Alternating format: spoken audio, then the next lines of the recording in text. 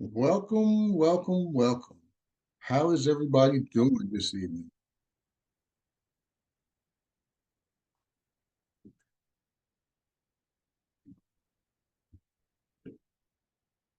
Hello, everybody. Can you hear me? Yep, we can hear you. We can hear you. Good evening, Mike. Good evening. Good evening. Um, we'll get started here in a few minutes. We're going to let people um, come on in, but we've got an interesting topic that we'll be talking about this Sunday. So last Sunday, let's see, what was the topic last Sunday? Lola, remind me what the topic was last Sunday. I got a brain fart.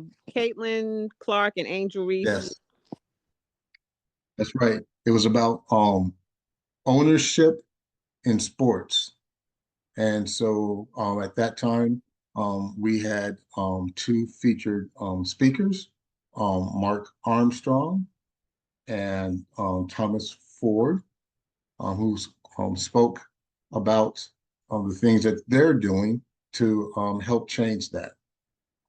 And each week, what we do is on Sundays, we talk for about an hour on a topic that's made headlines that affects the Black community economically. And so this week's discussion is going to be about Bitcoin, cryptocurrency, and will we just be sharecroppers? Um, and so our featured speaker today is Theresa Kennedy, and I'll introduce her a little bit later while while I go through a short presentation, because not everybody knows what blockchain is. Everybody may not have a good understanding of crypto, and they may not understand exactly how Bitcoin works. And so I'm going to have a brief presentation. Theresa is going to talk for about 5 or 10 minutes about how blockchain in general can help the Black community. And then I've got a series of questions that we're going to discuss and have an open conversation. And so, Hey, Mike, yes, Mark. what's happening, man? Well, welcome. Hey, real quick, I just want to share with the group.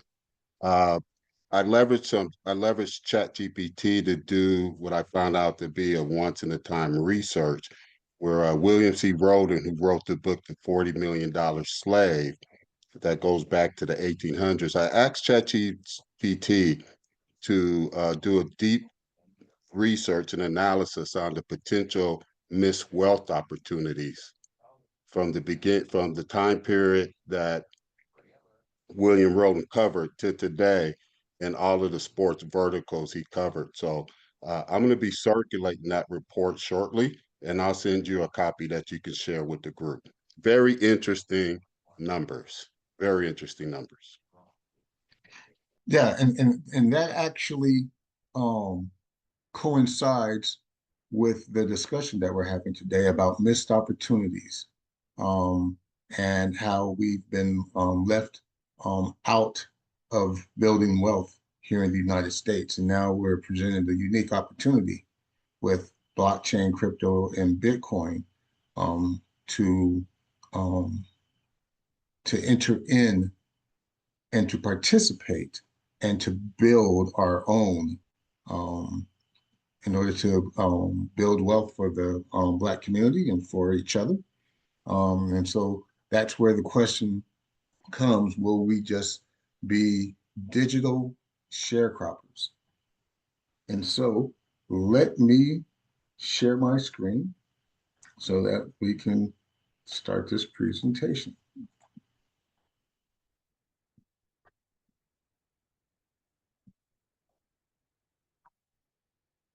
All right. So again, we're talking about Bitcoin, crypto. Will we just be digital sharecroppers? We're going to talk about ownership, wealth, and freedom in the digital age. This is hosted by myself and Theresa Kennedy. Um, and what is digital sharecropping? So I define digital sharecropping when we create the value, such as the content, the culture, the traffic online, but we don't own the platforms or the profits. So some examples are Black creators making TikTok trends, but not getting paid for them. We create memes, music, and fashion only to be stolen and resold without any credit. So what is blockchain? So blockchain is like a secure digital notebook that everyone can see, but no one can change. It records who owns money, art, or information without needing a bank or a tech company. Now, the beautiful thing is that there are a lot of copies of this notebook. And so when there is a change or a transaction that's added to the notebook, it's added to everybody's notebook. And the information cannot be erased, but it's visible. And so that's what blockchain is. I tell people that blockchain is a new technology and it's going to impact this generation the way that the internet impacted the last generation starting in the 90s. And so why is blockchain important? Because it's transparent, it's decentralized.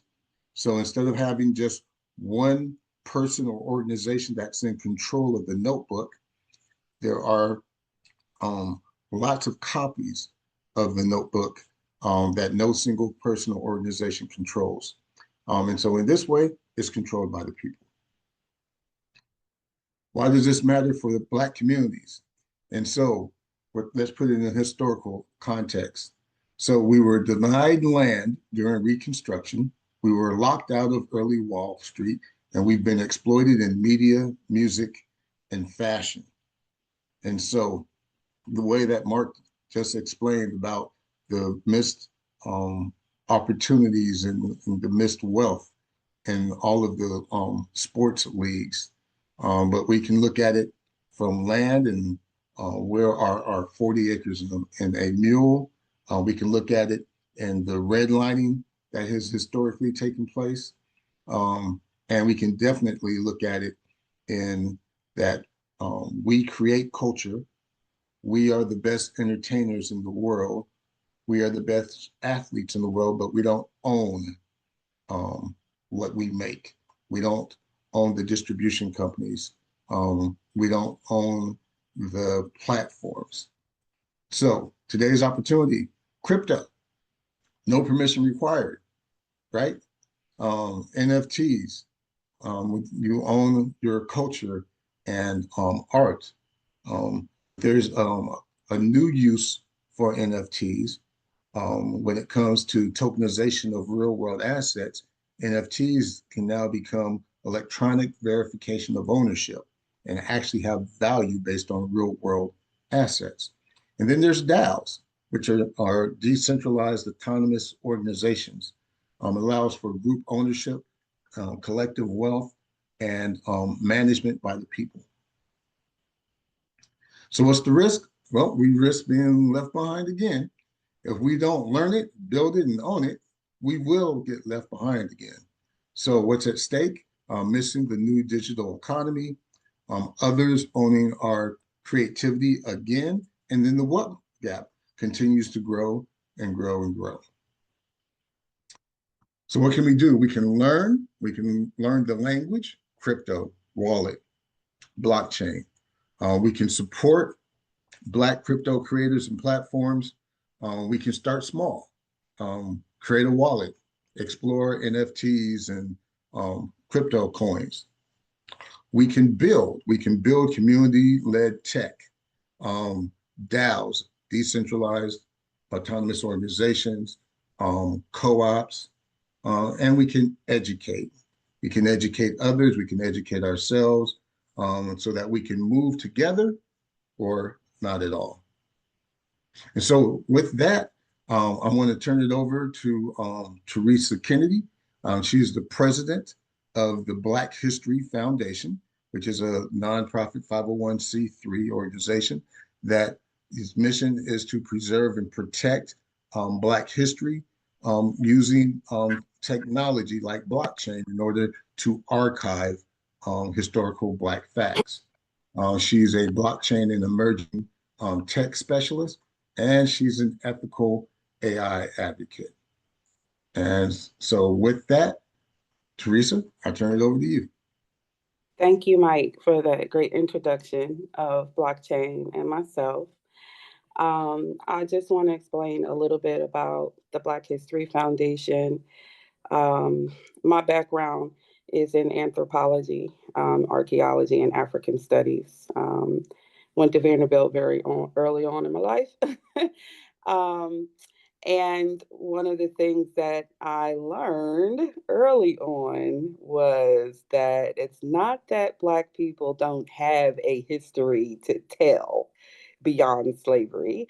It's just that we do not have the preservation of that part of our history being researched, funded, explored, and explained to people.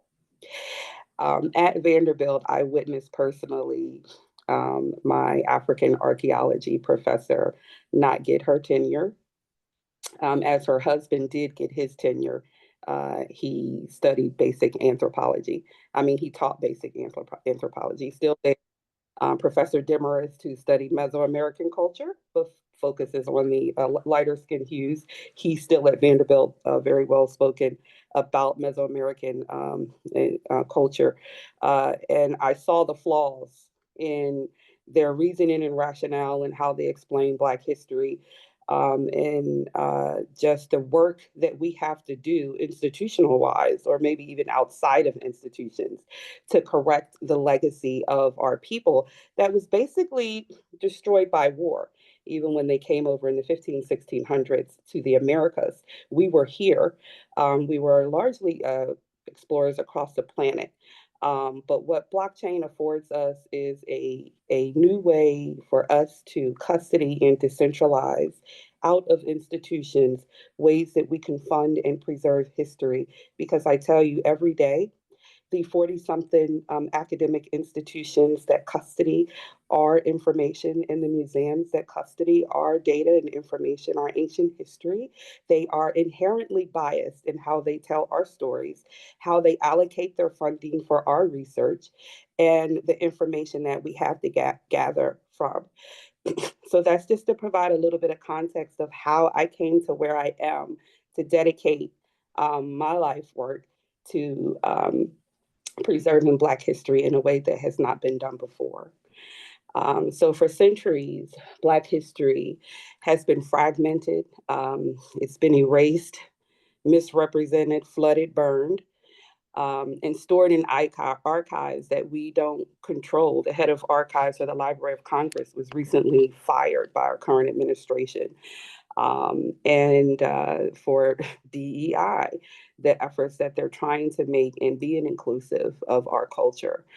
So whether through colonial institutions, biased textbooks, or media owned by others, blockchain changes the game, and it allows us to build our own permanent, decentralized record of truth, one that no one can censor, alter, or delete. And that's the key thing here. With blockchain, we're not just preserving our history, we're protecting it at the protocol level. So what is the protocol? It is the basic instructions that determines how things operate together. It's that agreement like the Constitution. And so we're using technology to create that, right? So at the protocol level, we'll have that control. And what this means is that oral histories, family archives, resistance movements, cultural data, and sacred knowledge can be stored immutably in NFT, encrypted files, or time-stamped blocks, and tied to community ownership and governance. So when something is decentralized, think of like the difference between a regular wired telecommunications versus wireless cell phone technologies and basic storage on your computer versus getting something from a cloud in a network. If one system goes down, it doesn't get rid of it everywhere because it's networked. And so this just takes what would be in one museum or one academic institution or one book and decentralizes it where it doesn't go down. Okay. So think of it in that way. It also enables the protocol to allow tokenization contributions to history, which basically puts value stamp in it that creates an economy. When you're tokenizing, you have a basis of currency for the energy in which people and work that people are putting into a system. So from elders to artists and scholars and even everyday people. So you're not going through that centralized structure of you get your bachelor's degree, you get your master's degree, you get your PhD, you work as a scholar in an institution, you get your tenure, then you get your funding to go do your archaeological dig or excavations to research and preserve history. And then over 3-5 years, you publish a few books and then you get peer reviewed, and then your research finally gets out 10-15 years later, and people can say this is what history is. So we can change that whole centralized structure of how we verify and preserve history. So through a decentralized tools like DAOs that Michael mentioned earlier, communities can decide what to archive, how to fund it, and how it should be accessed. And this removes the reliance on academic or philanthropic gatekeepers who've historically devalued Black knowledge.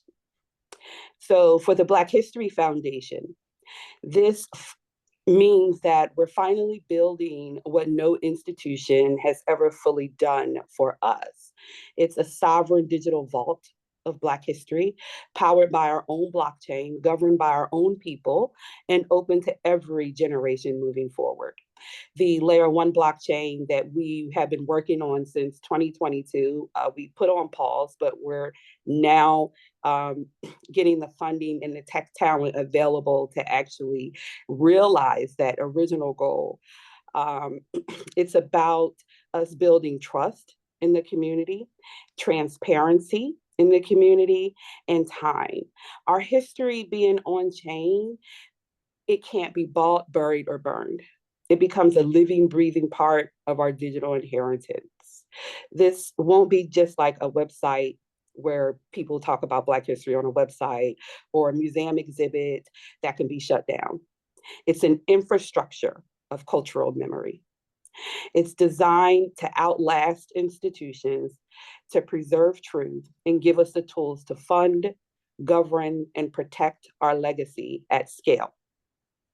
In short, a blockchain gives Black history its first indestructible home and gives us the power over our own past to shape our future and secure our legacy on our terms.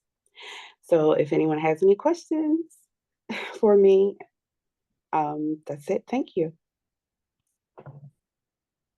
Well, I definitely want to thank Theresa for going over what the Black History Foundation is doing with blockchain. And so blockchain is a technology that has multiple use cases. The most popular use case is cryptocurrency. And cryptocurrency uses smart contracts. And then the most popular cryptocurrency is Bitcoin. But Theresa showed another use case other than cryptocurrency, and that's the preservation and protection of Black history. And so the same way when the internet came out in the 90s and people were able to interact with websites, but they didn't envision what the full extent of e-commerce. There was no cloud computing at the time. We didn't fully understand the use cases of the internet. And so we're in the same place with blockchain, where we're just at the tip of the iceberg. And it gives us, Black people, the opportunity to take control of our destiny. And so I've got some questions that I wanted to ask the group. And the first question is, what does digital sharecropping mean to you? And where have you seen it play out in Black culture online? And so you can just unmute yourself and you can just speak on it.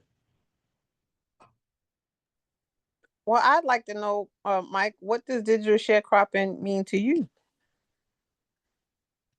Well, I've explained what my version of digital sharecropping means. It means that we continue to create content and value for platforms that we don't own. And so it's just like being an athlete on the sports team that we talked about last week, in which you get a little bit of money, but the real money goes to the owner of the team. And so that's what digital sharecropping is, right? We contribute to making content and creating value, but we don't get the lion's share of the profits. So then it kind of tandemounts to us continuing to not build the table and try to get a seat, or rather than getting a whole cookie, just getting crumbs, kind of. 100%. I 100%. have I'll use an example that I leverage in the basketball space with the No Backboard Basketball League. There's a website out there called Ball is Life. For those in my generation, they would be the Web 2 version of what And One was to street ball and high school basketball. It's a multi-billion-dollar business still, been online for over a decade, and they scaled their business by monetizing videos of high school basketball athletes and street ballers. They actually created an app that allowed anyone to upload videos, and then the best videos got posted on the website, and that drove the traffic. And for those that contributed the videos, for them, the exposure was good enough. You know, their video being seen 100,000, 1,000,000 times was enough return on value for their contribution, but they did not participate in the scaling and the value creation of that model. And in basketball, I've seen that model duplicated at various levels of success a couple of dozen times. So that would be an example of the values being created, because the value is the content that drives the eyeballs. The eyeballs drive the monetization. But the people who are the value creators, who gave them the videos, didn't earn anything off of it. So that would be my contribution to that. I appreciate that. Thank you. Does anybody else have an example or what they feel that digital sharecropping means to them? Hey, what's going on, Mike? It's Jamal, man. What's up, Jamal? Chilling, man. Well, look, for me, it was starting to own my own IP, all my intellectual property. So, like my slogan, I'm not next, I'm now. You know, the Gorilla, the Magnus Primate logo we own, GWO Comics we own, Gorilla Beats we own. So all that's IP. So the first thing we started doing was trademarking our stuff, you know, copyrighting our stuff and making sure that we own it. So if anybody uses it, it's litigation against them. So I'm telling everybody, if you got a phrase or something that could catch on, you need to lock that down so anybody can't use it. So far as sharecropping, we've been doing that for years, from the original sharecropping to now, whether you want to make it digital or physical. We've been doing that for forever. But now with new technology like Web3 blockchain, you know, with so much stuff coming, you know, with AI, And you know, Mike, you know, I use AI all the time, and I give everybody a tip. You may have a certain belief system about it, but the other man is using these tools. So use the same tools they using. Like Mike can tell you, I made my own Star Wars. I made my own melanated Star Wars, just playing around, having ideas. But now there's so much technology out there. The dreams that we just think about can become pure reality now without not a lot of effort. You can really do some things really quickly, do some things that can solidify for a long time. But for us, it's ownership. For us, it's owning everything we do. And we use all the social media platforms as well. But the first thing we did when our brothers came out with something like Fanbase, we invested in it. So I got my 60 shares of Fanbase. I would advise y'all do the same if you haven't already.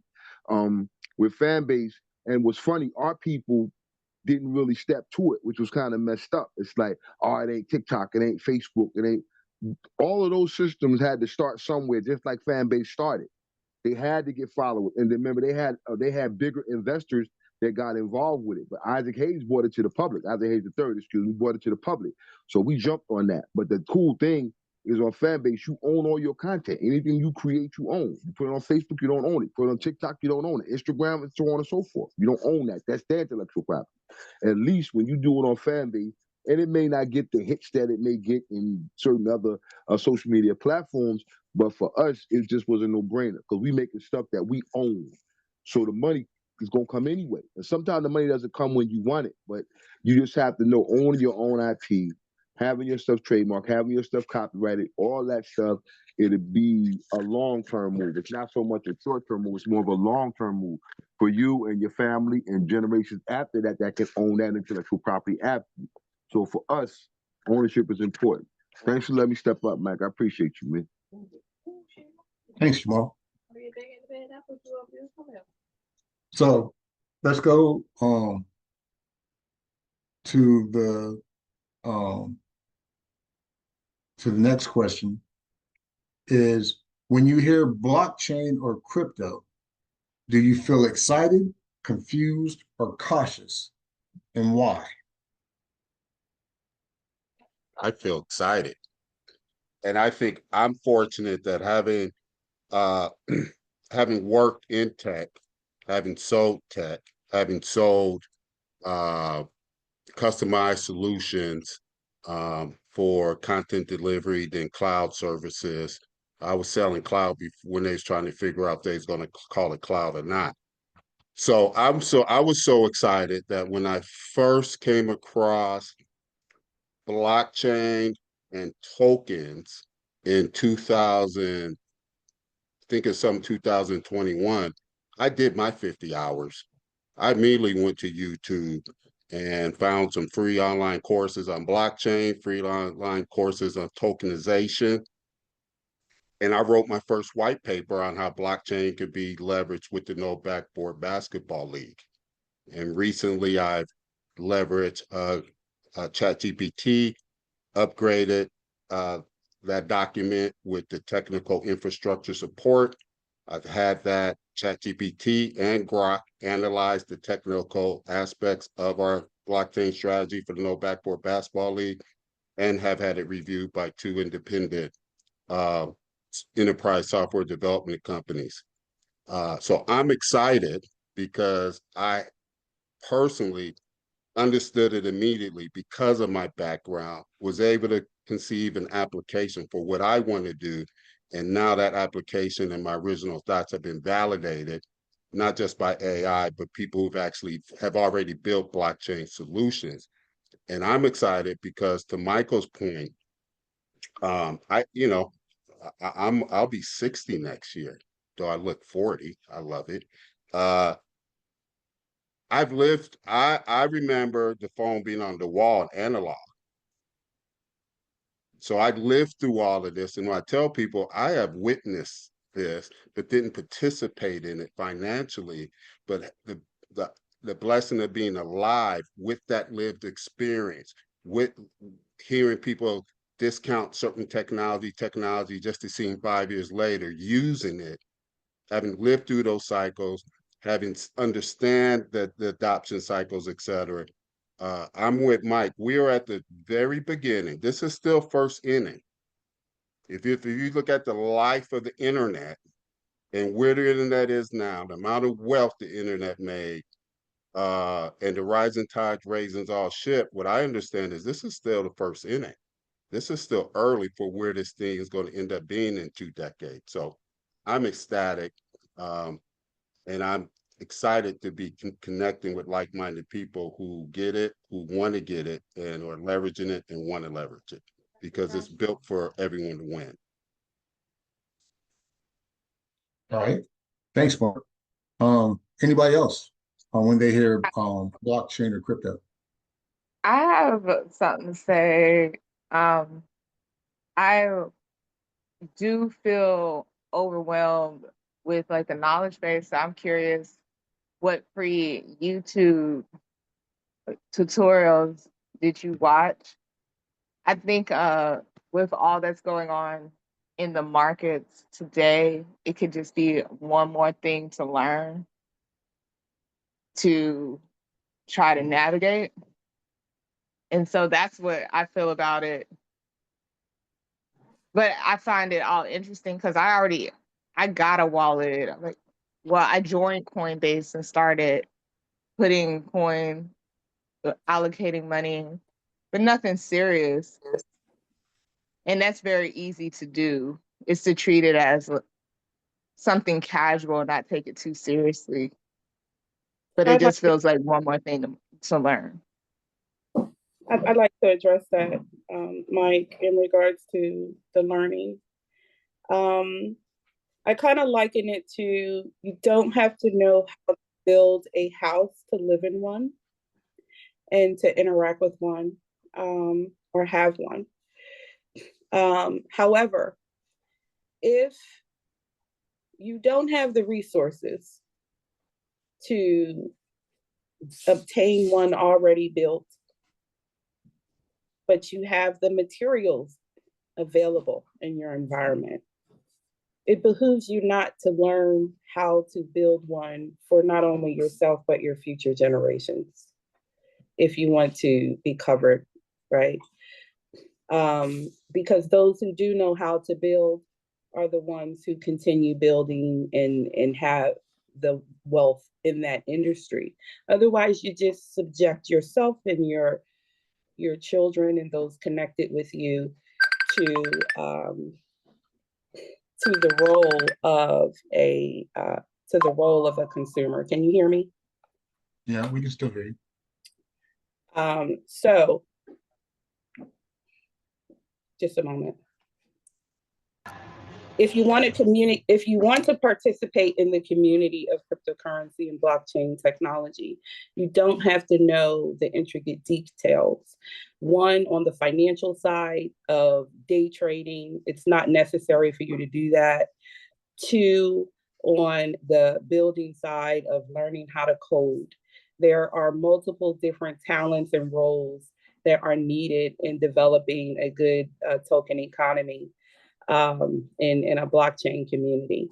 However, if you want to build in blockchain, AI and the recent advancements in AI over the past year has made it really easy. You might want to look at some videos on vibe coding if that's your thing. If you want to use this technology to create things that you imagine, you can join hackathons and meet others on that journey and begin to practice and learning blockchain technology in that way. When I started, I took a certification program through an organization called PROPI because I was a commercial real estate agent at the time. And I was really interested in how the technology could be used to tokenize real estate, and basically revolutionize the way that we transfer property, which I think is quite archaic under British land laws. And there's just been no innovation in how that's done. And it's just not fair to people how we transfer, own, and collectively manage property. So at any rate, PROPI had a really good certification program on blockchain technologies and ledgers and how all that stuff works, that made it really easy for me to understand. Outside of that, I participated in hackathons and just kind of learned incrementally. But I also had a basis of programming classes when I was in college. Even though I majored in anthropology and African studies, I also took a lot of programming classes at Vanderbilt and also at Tennessee State University. And also in high school, actually, I was in computer programming classes in high school. And so if you don't have a coding background, I really wouldn't push you in that direction. But, you know, people who do the day trading thing, which is the financial Forex side of cryptocurrency, there's you know, an old saying, a guy was drunk and he misspelled hold, because he's not as savvy as the day traders to know when to buy and sell and get in and out of cryptocurrency. And he misspelled it as HODL, HODL, meaning that we know that we are in the early infancy stages of cryptocurrency and where it's going. And because each cryptocurrency has a finite number that is produced, over time, as long as that economy is strong and growing and people are contributing to it, then that protocol will continue to grow. And each coin will increase in its value over time. So the best thing to do is to get in early in development and hold or hodl that token or coin, and not try to get in and out and figure out how all this stuff works, but to hold it and look at it as something that is more legacy for the future. May I chime in? Hold on, Watson. We got a couple of people that have had their hand up. Oh, sorry. Zachary, and then Lola, and then Watson.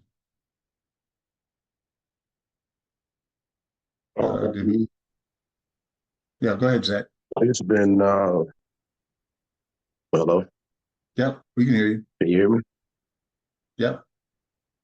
Yeah, it's been interesting hearing the last descriptions.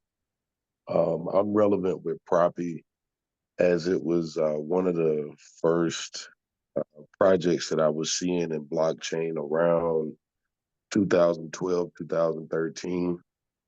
One of the biggest things for me was just the word decentralized.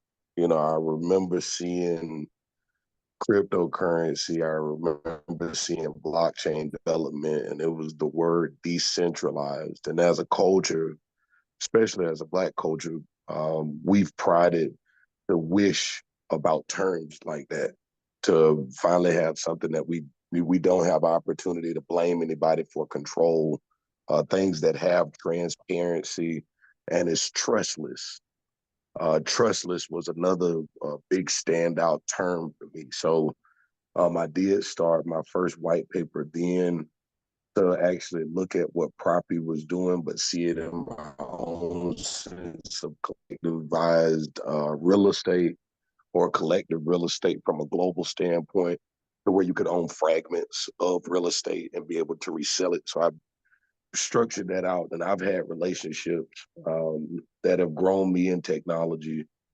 That's made it where this just seems like a leader for us in regards to innovation, in regards to ownership, in regards to intellectual property.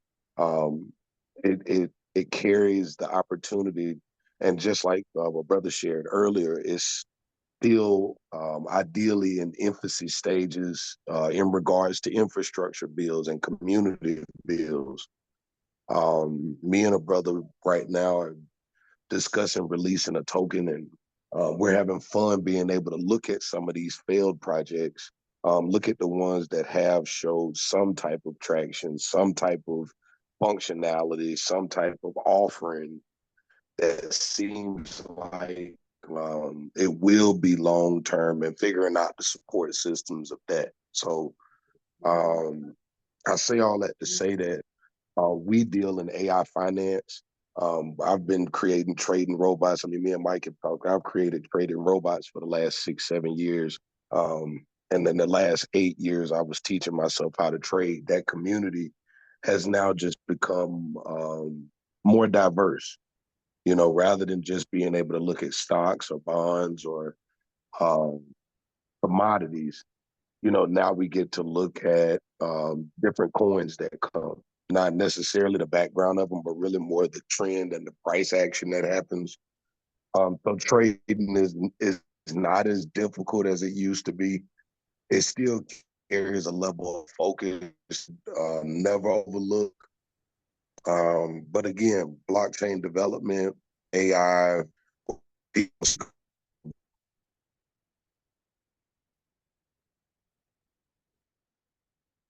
those Zach, you still there? tools are readily being created. You know, I'm encouraged that when we have communities like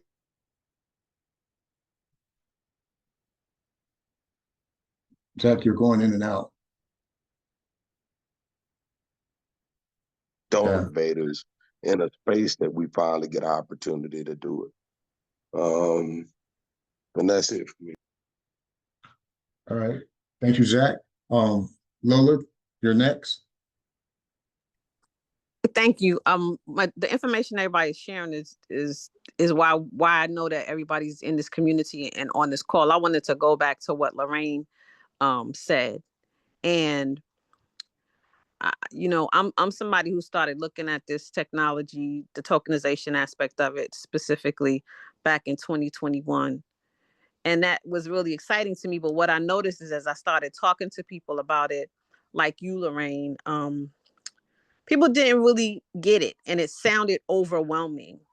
And sometimes those of us who are used to playing in that playground use words, terminology, and can kind of share understandings that kind of makes it feel overwhelming too. Like, you know, you ask a question about it and you get words that now you got to figure out what that means, right?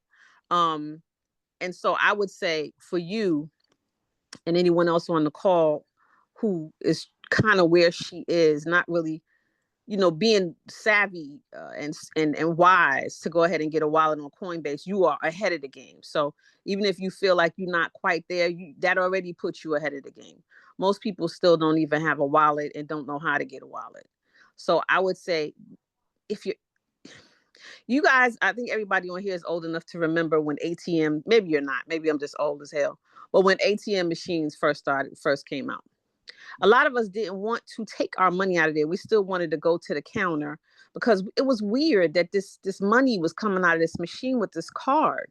And a lot of people, I know my parents and even people who were my age, I'm almost 60, you know, were like, man, I want to use that card. Like the card was weird to us. We thought we didn't know what was happening on the other side of that machine. Well, this is kind of like that. And the reason why I say that is because a lot of people thought they had a choice about whether or not they started to use ATM cards and deal with online banking and that kind of technology. And then we found out, well, we don't really have a choice. Eventually, if you want to move more efficiently and you want to have access to your money when you want, and you want to be able to do things in a more streamlined way, you're going to have to play with that kind of technology. And so I want to say that that's one of the things I always want to make sure that people understand about blockchain and cryptocurrency. And that is, you really need to just stick your toe in the water, if nothing else. So get a wallet like Lorraine says she has, and understand what that means. There are lots of videos of Lorraine to your question online that are just basic understanding of crypto, basic understanding of what a hot wallet is, a cold storage, all of those different things, the different videos. And if you are using ChatGPT at all, you can just go on and say, hey, ChatGPT, can you tell me the basics about crypto, about getting a wallet? Like, help me understand at a third grade level, because we all have to understand at that level. We don't have a choice.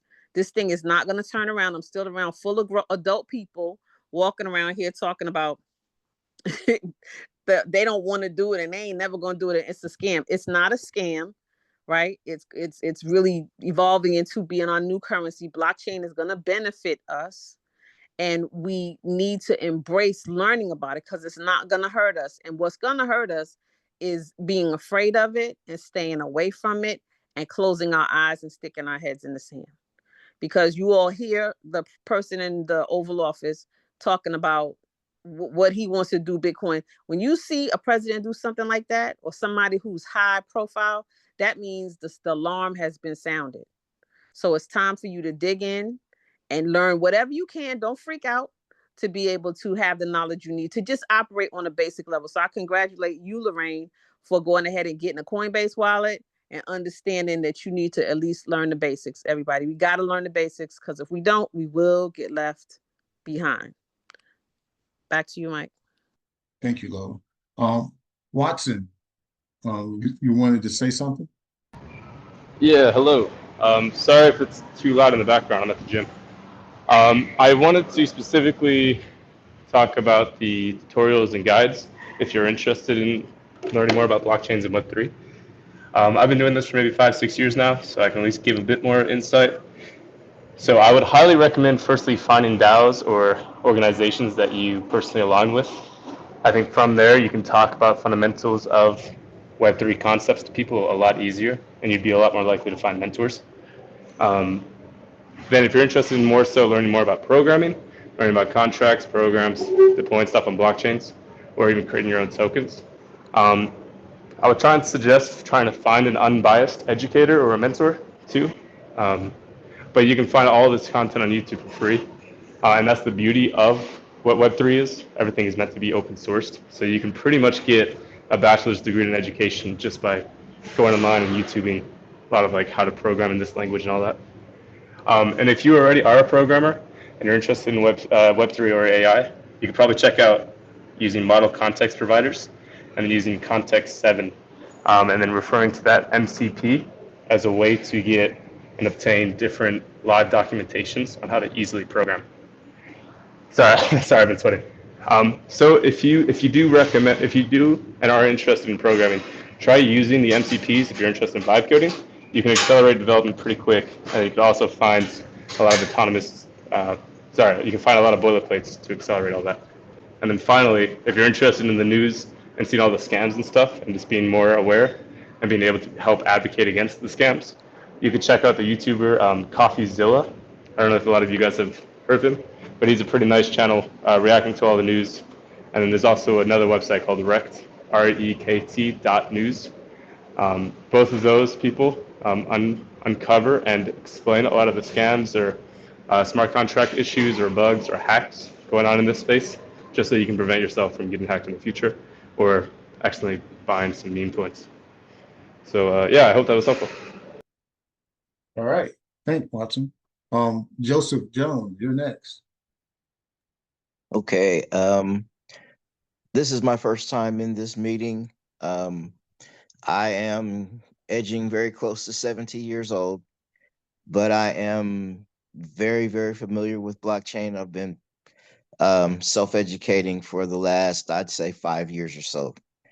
And I heard somebody say something about explain this to me in at a third grade level. So I kind of had to learn it at a third grade level. So the basic thing that a blockchain is a group of computers. They're all in this one big network. And when you make a transaction on the blockchain, they all record it. And if there is one in there that has something different than all the others, it gets kicked off the chain. And the person who put that in or the machine that put that information in is banned from that blockchain, and they have to stake something like, well, they're different. Let's say we're talking about Bitcoin. Okay, you have to stake a certain amount of Bitcoins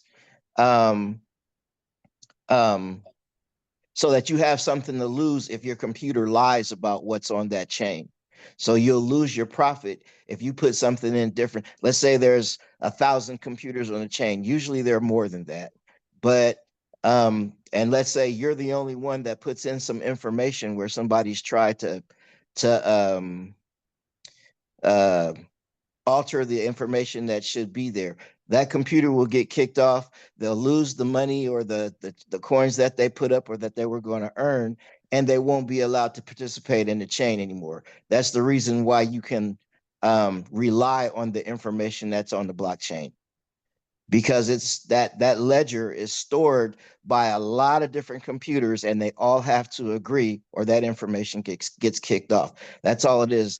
That's the reason why you can rely on a blockchain. And I heard someone say a little earlier that there's a finite amount of coins that can be made, but that's not necessarily true, because when you go to Dogecoin, it has an unlimited amount that can be mined. So anyway, then I want to go back to what sharecropping is to me.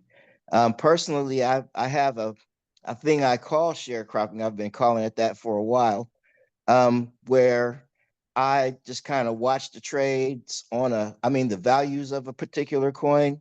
Doesn't really matter which one it is, as long as it's volatile, that the price goes up and down a lot. And I just kind of watch them. And over a period of a few weeks to a few months, I might notice that the price is kind of low. At that point, I will buy that coin. Okay. Then I'll just kind of, and I do this with a limit, with limit orders. Like I'll put in a limit buy for a certain price. Let's say we're talking about Dogecoin. When it goes down to, and this is a level that I have to pick myself, let's say it goes down to, I don't know, 17 cents. I got a limit in there to buy a certain amount, a limit order to buy a certain amount when it hits that way I don't have to watch it all the time. Then I'll immediately put in a limit order to sell it when it gets up to a certain point. Let's say it goes up to 29 cents. That'll trigger that sale. So at that point, I have sold a certain amount of Dogecoin that I bought for 17 cents. I get to sell it for 29 cents. And then I put in another limit order for when it goes back down. And maybe it'll go back down to 17 cents, 18 cents. But I decide myself what price I will trigger a buy again. But I use the same money I got from the sale to buy it back. So at that point, I end up with more Dogecoin than I started with. And I just keep doing that. Actually, since November of last year, I think I've made about $10,000 doing that. And I call that sharecropping, because you can do the same thing with stocks, but stocks are they're a little different because they're regulated by the SEC. And the SEC has some rules about, like, for instance, if you sell a stock at a loss, you have to wait 31 days before you can buy back that stock or a similar stock. But with cryptocurrency, the SEC does not regulate the sales and the purchases of cryptocurrency, so you don't have to worry about that little piece. But if you sell your stocks at a profit, you don't have to wait the 31 days to buy it back.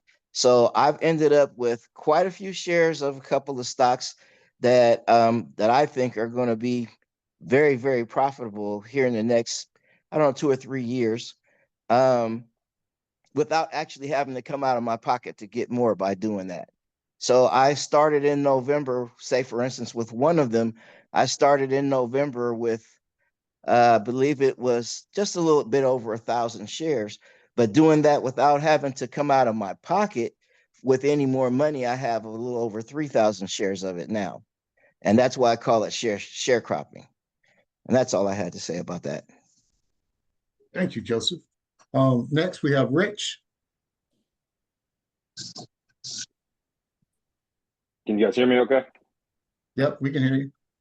Yeah, how you guys doing? My name is Rich Chungong, founder and owner of Dash in Between, Web3 creative agency. We do cryptocurrency education, just like we were just talking about, getting down to the basics. I've been a long-time gamer, came from the athletic space, played professional football for a while before getting back into the tech space.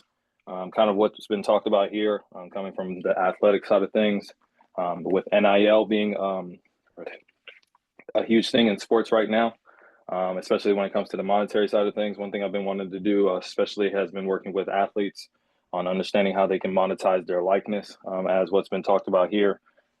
Shares in your name, image, and likeness can be done, and you don't have to be a certain age to do that now, especially now with 11-year-old kids on YouTube now having multi-million-dollar YouTube channels. So one of the things that my company talks about, and that's just one endeavor, is that value is changing, and especially for our community, it's something that we don't really grasp because we only relate work to actual physical labor. And so when we get into a space of talking about digital currencies and digital value and Bitcoin and things like that, it's rather confusing. So one thing I usually relate it to is, kind of with, and I usually talk with Bitcoin because it's the easiest thing to understand because it's the number one cryptocurrency, is just like gold. It's a simple concept of scarcity. Most people understand that if I came to people and just, try to pay them in grass, and most people wouldn't take services, for grass. And that's why we had to get to a point where we couldn't barter things that were infinite. And that's why we valued things differently. And so now when we have, the whole fungible tokens and non-fungible tokens, and now especially with AI, we have to start understanding that, AI agents are going to be communicating and transacting in cryptocurrency and not fiat cash. Obviously, we're going to have stable tokens that are going to come out, and especially with what's been discussed, the current administration is putting in the Genius Bill, I believe. I think it's Genius Bill or Genius Act, because now they're putting the framework to more or less transition the failing economy into a more robust and globalized economy to where they don't default on the increasing debt. And so I think that's one thing that we have to kind of understand. Again, another thing that we kind of work on is agriculture. Decentralization was something that was discussed earlier. And we kind of talked about sharecropping, but I'm kind of getting into the agricultural space, into using the energy side of Bitcoin and using that for potential greenhouses.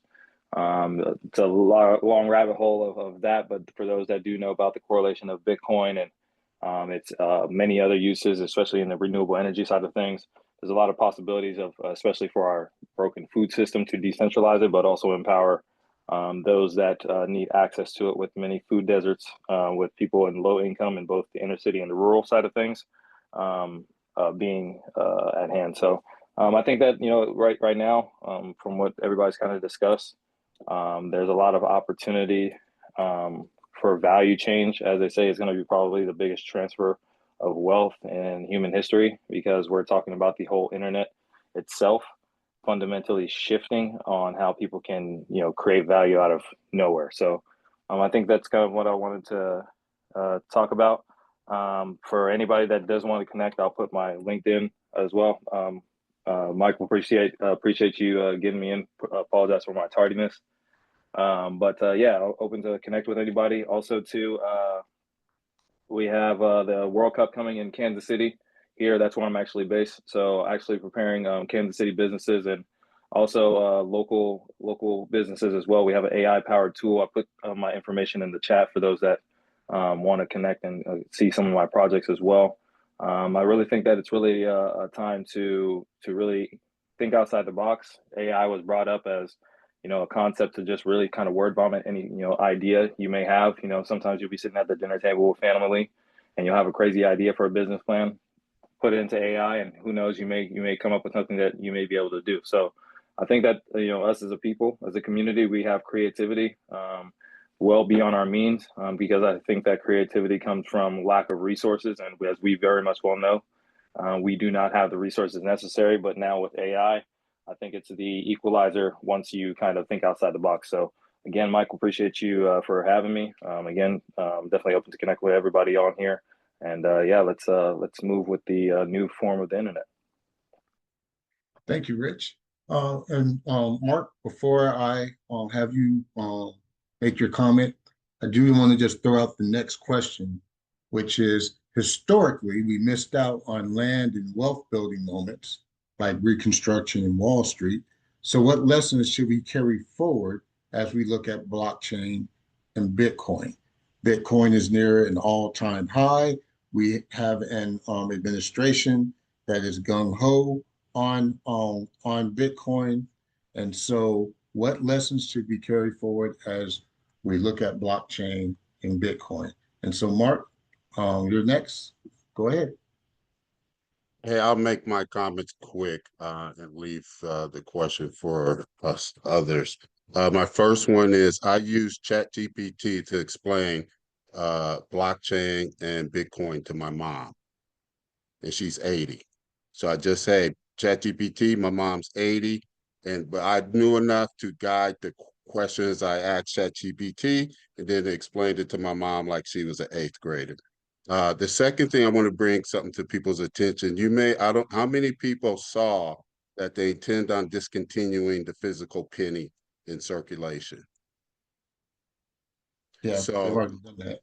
yeah, so to me, that's those are those little things that indicate, I think, major shifts. The last thing I'll make a point is that uh, one, a Satoshi, which is the smallest form of Bitcoin, instead of depreciating and being debased, will only for the foreseeable future, my lifetime for sure, will appreciate. The second thing is the last Bitcoin. Does anyone know when the last Bitcoin is going to be mined? When I found this out, it blew my mind. The last Bitcoin won't be mined for another 100+ years. I'll leave it at that. Mike, I appreciate the platform. Well, thank you for your comments, Mark. And we are at the top of the hour, and I do want to respect everybody's time. And so I will end with just putting out the questions. And then if anybody wants to comment on them, feel free. Do you think decentralization, no banks, no middlemen, is enough to ensure Black liberation in tech and finance? And then if we had our own crypto platform built by us for us, what would it look like and what values would it reflect? Go ahead, Joseph. Okay, as far as the values go, most cryptocurrencies value is completely determined by the popularity among the holders. When people really want to own a cryptocurrency, the value goes up. And if they're not much interested in it, the value goes down. So that really depends on a unity of thought as far as the value goes. If we value it, the value will go up. As far as our own cryptocurrency and what they like to call digital gold, there's something going on in the world right now in Africa that very few people are aware of. But African nations are coming together and they are working on creating a gold-backed continental currency. Once that happens, the value of the American dollar will go down. In fact, the dollar has already gone down several pegs against the Ghanaian dollar because there's enough gold in Africa to back far more currency than the United States can print out. So, and actually, that is the reason why Muammar Gaddafi was really killed. He had 144 tons of gold over there and a like amount of silver. And he was a few months away from creating a gold-backed currency for the continent of Africa. And that would have crashed the value of the US dollar. And that was the reason why he was killed. It wasn't because he was doing bad things to his people. That was all a lie.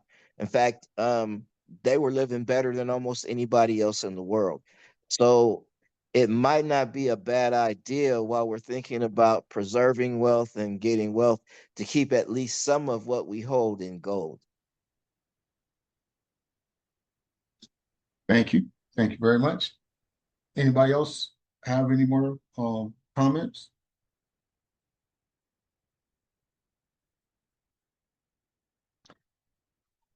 All right, hearing none. Oh, here's the final word. We missed land. We missed Wall Street. let's not miss blockchain. This is the first of many conversations about blockchain, crypto, Bitcoin, how it affects the Black community, and how it can help the Black community. I do want to thank everybody for coming out and expressing their views. And Lola, you want to end us with some final words? I mean, I think it was a great call. I think that the theme of it, which is, stay aware and learn this wave, this new way of transferring ownership, this new way of currency that's coming, because it is the way of the future. And I love what the last gentleman was talking about. And the last thing I want to say, which probably has absolutely nothing to do with this call, is stop being afraid of Africa. Africa didn't do anything to you. It's not what they've told you that it is, or any of that stuff. Stop. And so the Theresa Kennedy with the Black History Network is a very powerful thing that I hope we all come together, even through CPIN, to participate in and to share with other people, because we have to know our origin. I know a lot of you say, I ain't come from Africa. Well, the people who made the people who made the people who made you did. So if you're in this community, so we have to become more knowledgeable from it. But the last thing I want to say is bring somebody with you next week. This was amazing because the call has been increasingly getting bigger and bigger, more and more ears, more and more voices. And that's what we need with CPIN in order to make it stronger. We're creating an environment here for everyone to be able to win. And so bring somebody with you next time that you care about, that you like, that you trust, that you want to see win right along with you. And with that, I'll throw it back to you, Mike. Well, thank you. These Sunday discussions are brought to you by the CPIN, the Closed Private Investment Network. I've put the link to the website in the chat, and our featured speaker, Theresa Kennedy, is the president of the Black History Foundation. She's one of the founders. I am also one of the founders. I'm on the board of directors, and I'm the secretary. So between our two organizations, we hope that you enjoyed the conversation, and that you leave here knowing a little bit more than what you knew when you came here. And so with that, I wish everyone a great Sunday evening. Stay blessed and stay safe. Good Thank night. you. Have a good night. Be blessed. Good night.